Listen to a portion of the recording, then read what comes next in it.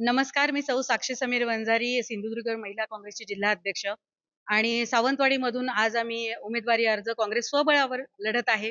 तसेच या काँग्रेस पक्षाचे ज्येष्ठ सन्माननीय दिलीपजी नार्वेकर ज्यांनी एकेकाळी सावंतवाडी नगरपालिका गाजवलेली आहे. तसेच आमचे या विधानसभेचे प्रभारी जे आहेत आज चंद्रकांत उर्फ आबा दळवी सुद्धा प्रदेश काँग्रेसमधून आज इथे उमेदवारी अर्ज दाखल करण्यासाठी आमच्या सोबत आहेत. आम्ही संपूर्ण पॅनल काँग्रेस पक्षाचं आज उमेदवारी अर्ज दाखल करत आहोत. तुमची आघाडी तुटली असं म्हणायला हरकत नाही का सावंतवाडीमध्ये? नाही, आम्ही आघाडीसाठी प्रयत्न केलेले होते आणि जर सन्मानपूर्वक जर काही सीट जर आमच्या दिल्या असत्या तर आम्ही 100% आघाडी करणार होतो. पण आमची अशी पण रास्त एक मागणी होती की तुम्ही पक्षाच्या महाविकास आघाडीच्या निष्ठावंत उमेदवारांना तुम्ही संधी द्यावी.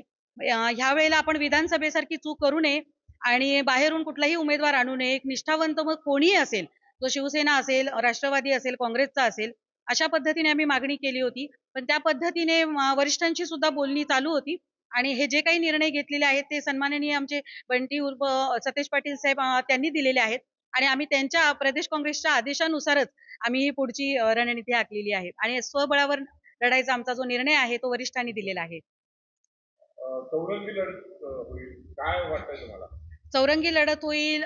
नक्कीच काँग्रेस पक्षाला खूप चांगली संधी आहे कारण उमेदवार जे आम्ही देत आहोत ते फार उच्च शिक्षित आणि चांगल्या घरातील उमेदवार आम्ही आज काँग्रेस पक्ष देत आहोत आणि एक विरोधी पक्ष म्हणून एक जी भूमिका बजावेल ती काँग्रेसच बजावेल असं मला वाटतं. कारण सातत्याने आम्ही आज काँग्रेस पक्ष आज वेगवेगळ्या विषयांवरती आज आवाज उठवत आहोत आणि एक नगराध्यक्ष म्हणून मी 15 वर्ष मी सातत्याने एक सक्रिय चेहरा म्हणून जिल्ह्यातून मी ओळखले जाते आणि आज जे काही आज या सर्व उमेदवारांचे आज आम्ही नेतृत्व आहोत. आज सन्माननीय आमचे दिलीपजी नार्वेकर असतील, माझे सर्व सहकारी असतील आणि या सावंतवाडीची जनता असेल, त्या सर्वांनी मला आज आशीर्वाद दिलेला आहे आणि सांगितलेलं आहे की तुम्ही एवढी वर्ष राजकारणात आहात, आता जर तुम्ही संधी नाही घेतली तर कधी घेणार.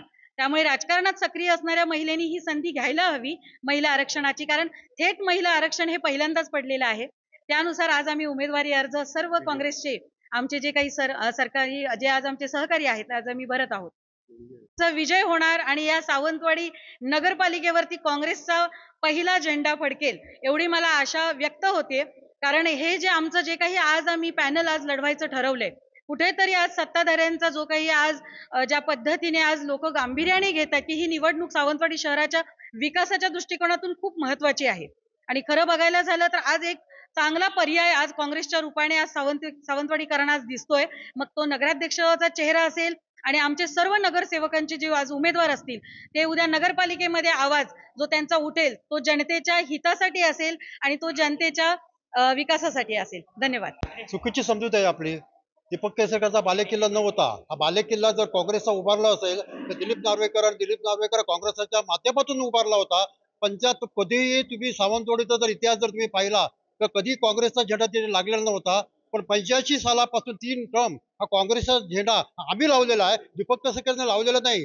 दीपक केसरकर तर मी कॉप करून दीपक केसरकरला घेतलं होतं, नंतर तो पुढे त्यांनी वाटचाल केली, हा आलायत आहे. यावेळी तुम्हाला डेफिनेटली तुम्हाला सांगतोय काँग्रेसच्या माध्यमातून आम्ही या ठिकाणी पुन्हा काँग्रेसचा झेंडा उभारणार आहे, थोडा मला आत्मविश्वास आहे.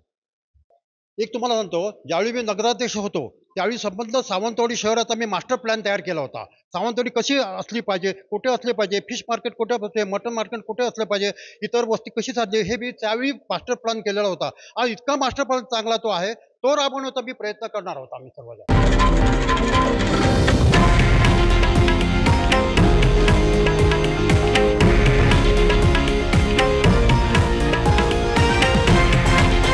हे आहे देशातील नंबर 1 न्यूज नेटवर्क आणि आपण पाहत आहात TV9 मराठी, एकमेव.